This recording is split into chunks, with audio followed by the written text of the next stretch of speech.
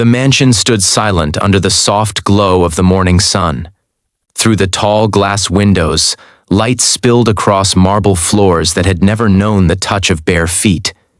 In that vast silence, a faint sound echoed, the sound of soft footsteps and quiet humming.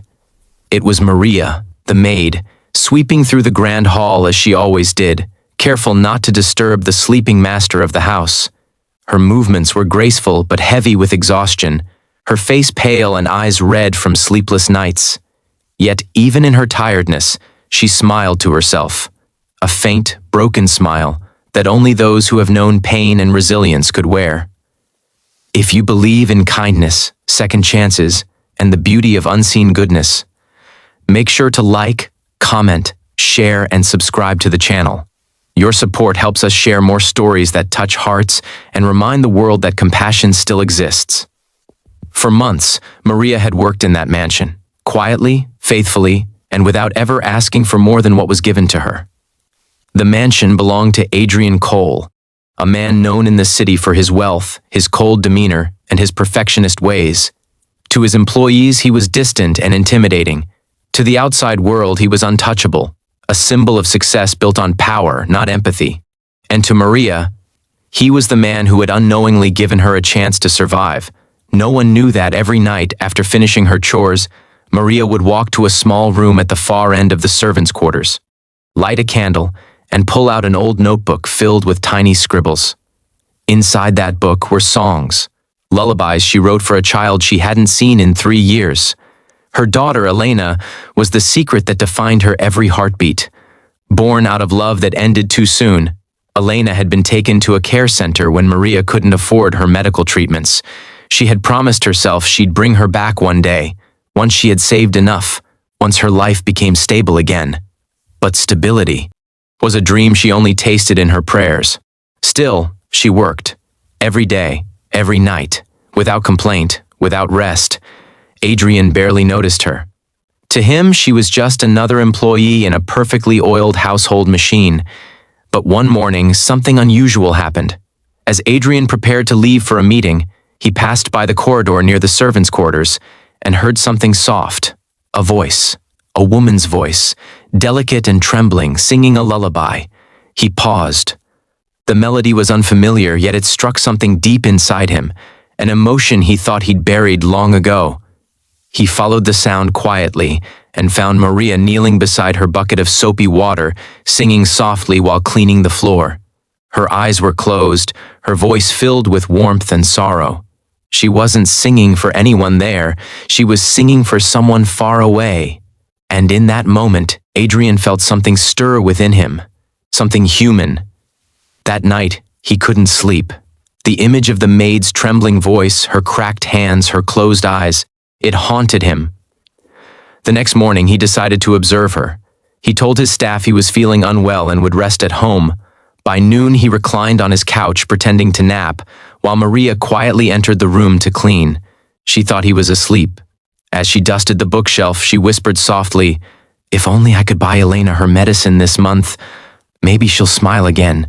Her voice broke, but she continued to clean, tears silently rolling down her cheeks. She stopped midway, looking at the family photos on the shelf, Adrian's late wife, his little boy. "You had everything," she murmured, "and still you lost it. Maybe we're not so different after all." Adrian's heart froze. He wanted to open his eyes to say something, but he couldn't.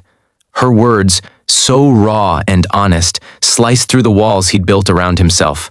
He hadn't heard his wife's name spoken aloud in years. His son was away in boarding school, too distant, too grown now to share the closeness they once had. And yet, here was this woman, this poor maid, carrying her pain with such grace, still finding the strength to be kind, to sing. That night, Adrian walked to the window of his study, staring out into the rain. He thought about his wealth, the houses, the cars, the success, and how none of it could fill the loneliness that had grown inside him since his wife's passing. For the first time, he wondered what real richness meant. Days passed, but the memory of that moment stayed. Maria never knew he had heard her secret, and Adrian never confronted her. Instead, he began to notice her small acts of goodness more closely. How she saved half her lunch to feed a stray dog outside the gate. How she comforted another maid who was scolded unfairly. How she smiled through her fatigue as if kindness was her only strength left. One evening, the mansion's staff gathered in the kitchen for dinner. Maria excused herself early, saying she had to run an errand. She left quietly, clutching a small envelope, her entire month's savings. She took the bus into the city and walked into a small hospital ward where a frail little girl with wide, innocent eyes lay waiting. "Mama," the girl whispered as Maria entered. "You came." Maria knelt beside her, kissing her forehead, whispering stories of angels, hope, and the stars she could one day wish upon. She gave the nurse her envelope and left quickly before anyone could see her tears. But that night, when she returned to the mansion, Adrian was waiting in the hallway. "Maria," he said softly, "you're late." She froze, apologizing, her voice trembling. But he didn't scold her. He only looked at her, trying to find the words for what he'd seen earlier that day, because he had followed her, driven by a feeling he couldn't explain. He had seen her with her daughter. Instead of confronting her directly, Adrian decided to act differently. The next morning, Maria found an envelope on her pillow. Inside was a note that read, "For Elena," and beneath it, a check with more zeros than she'd ever seen in her life. She stood there, speechless, her hands shaking. Her heart told her to return it, to prove her pride, her honesty, but her mother's heart whispered otherwise. This was not pity, it was grace, and grace, she knew, was something you never reject. Still, Maria hesitated. For days she couldn't bring herself to face Adrian, avoiding his gaze, her gratitude buried under the weight of humility. Until one morning, Adrian asked her to bring tea to the terrace. When she arrived, he was there, sitting quietly, watching the sunrise.